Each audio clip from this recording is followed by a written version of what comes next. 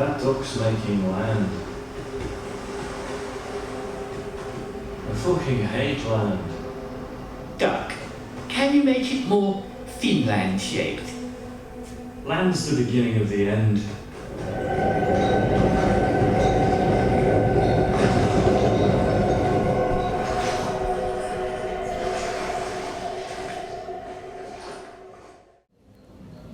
Erkka and Nathaniel, your work here explores creation myths and nationalism. Could you perhaps just unpick some of the creation myths that are shown here? One seemed to involve eggs and cosmic ducks. What does that relate to, or is that one you made up? It began like we were in which museum was it in Helsinki? Atheneum. Exactly. The National Gallery. Yeah. And what was the painting that we were looking at? We were looking at paintings relating to Kalevala. Okay. Which is the Finnish national creation myth, but it's from the 19th century, and it involves a duck landing on the water as a kind of part of part of its origin.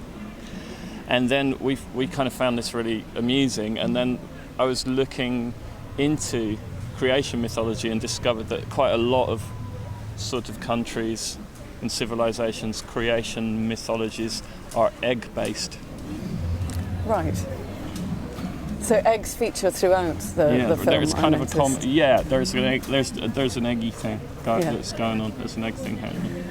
How did you get together the various elements that make up this quite long film? How long is it? It's almost an hour. Wow. I mean, this is a huge piece of work, really. It's the last 18 months you've been working on it.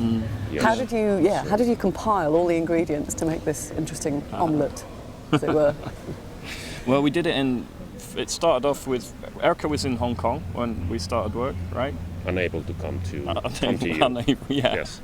Couldn't get his visa for the US. Yeah. So, and I was in Los Angeles where I live with my wife, and then we were also kind of working a little bit in Helsinki and in Amsterdam, which is where we met. We met on an artist residency program called the Rijksacademy. It's an institution that's supported this work as well, and we met there 10 years ago. And we started developing the idea, and then eventually Erkka came to LA, and we built our own film studio kind of badly in my studio, and we spent 6 weeks making puppets first of all. We built a green screen studio and a black screen studio, and we made it all and performed it all and voiced it all, and then Erkka did all the special effects. So it was kind of a very handmade production. Yeah, it's very homemade. We've had some great people helping us too, but we've tried to make it as much kind of ourselves as we could, and that just took time, a lot of time. So. Bring forth the builders.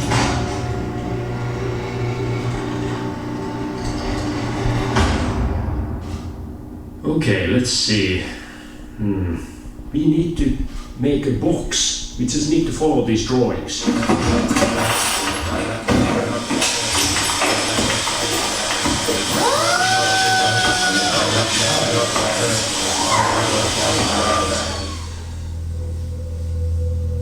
Okay, now it's ready. With one of you being British and one of you Finnish, how do you sort of find the shared sensibilities that you think will communicate to a wider audience? Is there a lot of shared sensibilities in the humour, for example? Yeah, we both work with comedy, so there's this kind of similarity between our individual works also. So it's, and I think that's one of the reasons why we have come together on this piece. There's clearly a shared love of the Muppets. Sorry, what? What are they? The Muppets. The spirit of the Muppets lives large. I would say it permeates the film in a very sort of loving way. Yeah, and literally a very loving way in certain moments. And also, and we've tried to do, we've used a lot of different forms as well that were kind of, there's claymation, animation, there's puppetry, there's CGI, and then there's us performing combined with CGI, and drawings Erkka's drawn animations. So we try to keep it dynamic. More or less every possible form of puppetry in this. in this piece. And was there any point where you thought, are we just having a laugh, or is this art? How do we make sure this is art? But not don't thinking think about it too much. I don't think it's art. No, Erkka's determined that it shouldn't be. He's trying really hard to not make art and keeps accidentally making art.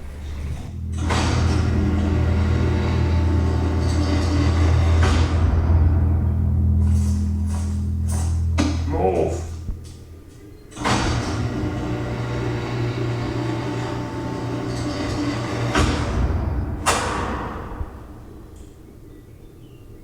This is Dr. Lindström. I'm here to help you, to guide you through this experience.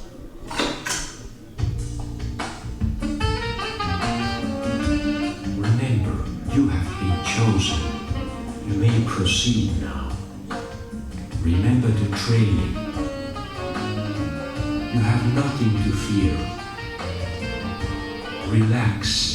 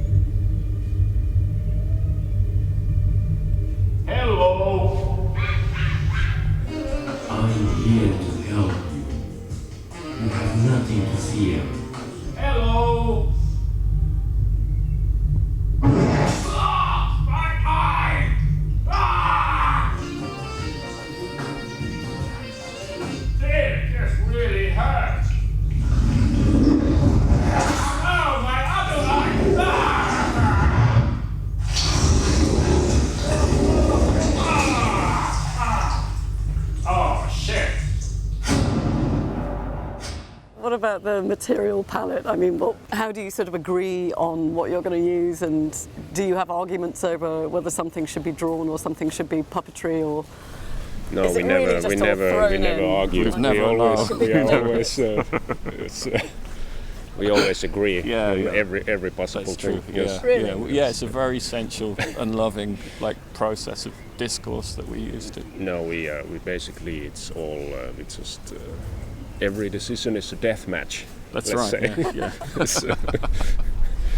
And in terms of expressing a Finnish sensibility, do you think that there's affection in there as well as satire? Clearly, there's satire. I think you have to have love to want to be satirical. Do you know what I mean? Like, it comes from care. It comes from a sense of care. Like, the desire to satirise something comes from wanting to kind of engage with someone critically, in a way. Sure. So which means you're invested. Do you know? Like, otherwise you just don't care. We are very invested in Finland as a nation. Exactly. Yeah. So even though you live in LA. Yeah, that's right. Yeah. We've invested a lot in Finland. Yes. So when there's a line about the president is explaining to this godlike being that has landed on the Finnish earth, that nobody ever goes outside anymore since the 1970s because something bad happened. Yeah. Is that surrealism, or is that vaguely embedded in truth? I think it's like it kind of alludes and sort of associates to realism all the time. Like, the film is there are themes that I'm seeing across the Biennale. Sort of shifting European borders and migration and racism and all nationalism. And the beginning of the call for this was to address the paradox of the idea of the national pavilion in this kind of era of increasing nationalism and at the same time transnationalism and internationalism. So there is, I think, all these really heavy. The work has a lot of heavy themes, but it's completely engaging with them in a playful way. It's while we have been making this work, I think times have sort of caught up with the work quite nicely, actually. Right. Are we talking during this Brexit time? Everything. Yeah. Quite, I don't know about nicely, but yeah. Nicely, yeah. Yeah, nice. Yeah, very nice. Neatly. Neatly. Yeah. It certainly conveys elements of the ridiculous in embracing some sort of national identity. It definitely communicates that. Well, in a way, this whole idea of like the construction of national, the idea, if you take the idea of the creation myth, you know, it's the thing that we see it in I saw it in a kind of like petri dish when I'm standing in the Finnish National Museum, because I'm not Finnish, and it's a story that's been put together. The paintings that we were looking at, you know, are kind of like from the pre-Raphaelite era, but all of these things are just about people generating little stories to kind of entertain and manipulate people, you know, and that obviously in our kind of increasingly amplified, mediated consciousness, you know, is like the whole deal at the moment, that, you know, how we are constantly being fed these kinds of little fictions, you know, and so there has been this interesting, like, sort of, you know, we're playing with these things, and at the same time we're aware that they kind of allude to these other things that are very, very real, you know.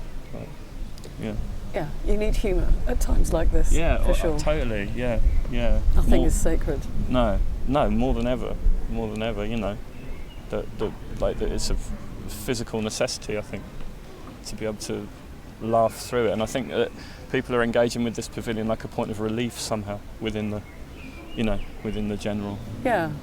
Yes, I can see that. There were definitely a lot of laughs going on in the pavilion while we were watching it. Yeah. Congratulations, it's a really interesting piece. Thank you so much. Thank you.